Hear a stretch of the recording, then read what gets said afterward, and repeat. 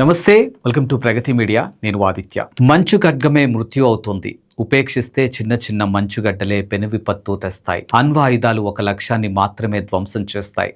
ప్రకృతి విసిరిన సవాలుతో మంచుగడ్డలే ఆయుధాలై మానవాళి మనుగడకే ముప్పుగా మారాయి. ఉత్తరాఖండ్ కొండంచుపల్లె దారాలిలో విరుచుకుపడ్డ ఉపద్రవం ఇదే చెబుతుంది. అక్కడ ప్రకృతి వైపరీత్య రహస్యాలను ఇస్రో ఛాయాచిత్రాలే లోకానికి చాటాయి. హిమాలయాల్లో బలహీనపడిన మంచు పొరలే దారాలిలో మృత్యుగీతం రాశాయి. కరిగి విరిగి పడే మంచుగడ్డల నిశ్శబ్ద యుద్ధం ప్రకటించాయి. ఈ యుద్ధంలో ప్రకృతే మంచు ఖడ్గమై జల విలయం సృష్టించింది. ఇస్రో ఉపగ్రహ చిత్రాలు వెల్లడించేదాకా ఈ ప్రమాదం ఎవరి దృష్టికి రాలేదు. ఓ పర్యావరణ పరిశోధకురాలు ఈ అంశాన్ని శాస్త్రీయ విశ్లేషణతో తొలిసారి ప్రపంచం దృష్టికి తెచ్చారు. ఉత్తరాఖండ్ రాష్ట్రం ఉత్తరకాశీ జిల్లా హార్సిల్ పర్వత ప్రాంతం, భాగీరథి ఖెర్గఢ్ నదుల సంగమ తీరం. అక్కడ ఓ సుందర గ్రామం ధారాళి. దేవదార్ అడవుల ఆకుపచ్చలోకం, పలకరించే యాపిల్ తోటలు, పరిమళించే మూలికావనాలు, నిత్యం చార్ధామ్ పర్యాటకులతో కళకళలాడే కొండంచు పల్లె అది. పర్యాటక ప్రపంచాన్ని ఆకర్షించే అలాంటి ధారాళి ఓ ఆకస్మిక పెను ఉపద్రవంతో తల్లడిల్లిపోయింది.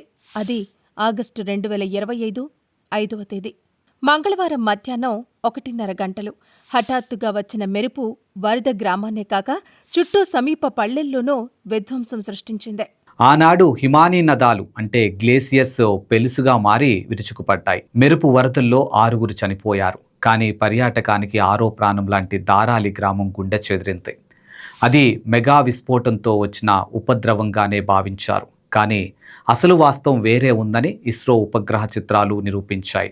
మంచు పొరలు కరిగితే మనం అనుకున్న దానికంటే ఉపద్రవం భారీగా ఉండవచ్చని పరిశోధకురాలు మీనా మేనన్ ఒక వ్యాసంలో హెచ్చరించారు. ఉత్తరాఖండ్లోని శ్రీకంఠ మంచు పర్వతం మీద ఒక భారీ మంచుగడ్డ విరిగిపడి ధారాళి తదితర గ్రామాల్లో వరదలు సంభవించాయి. అది క్లౌడ్ బరస్ట్ లేదా మేఘ విస్ఫోటనం వల్ల జరిగింది కాదని ఇస్రో పరిశోధనలు తేల్చాయి. అసలు కారణం 6.9 కోట్ల కిలోగ్రాముల బరువైన మంచుగడ్డ కరిగి శ్రీకంఠ గ్లేసియర్ నుంచి విడిపోయింది. ఇది 5,220 మీటర్ల ఎత్తులో విడిపడి 1,700 మీటర్ల కిందికి జారి ఖీర్గఢ్ నదీ కాల్వలోకి చేరింది. అంతే ఎత్తు నుంచి పడటం వల్ల కలిగిన పీడన శక్తి రాళ్లు, మట్టి, మంచు కలిసి ధారాళి గ్రామాన్ని ముంచెత్తాయి. ఈ ప్రమాదంలో 6 ప్రాణాలు కోల్పోయారు. 50 మంది గల్లంతయ్యారు.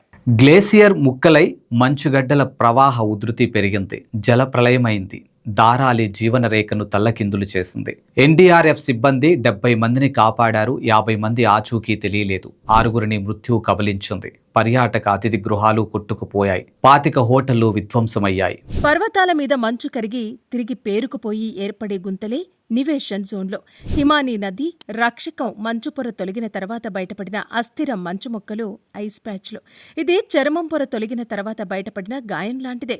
ఇలాంటి నివేషన్ జోన్లో మంచుపొరలు బలహీనపడటాన్ని ఉపగ్రహ ఛాయాచిత్రాలు చూపించాయి. మంచుపొరలు కూలిపోయే క్రయోస్పెరిక్ ముప్పు ఎక్కువగా ఉంది. ధారాళి 1000 మంది జనాభా నివసించే గ్రామం.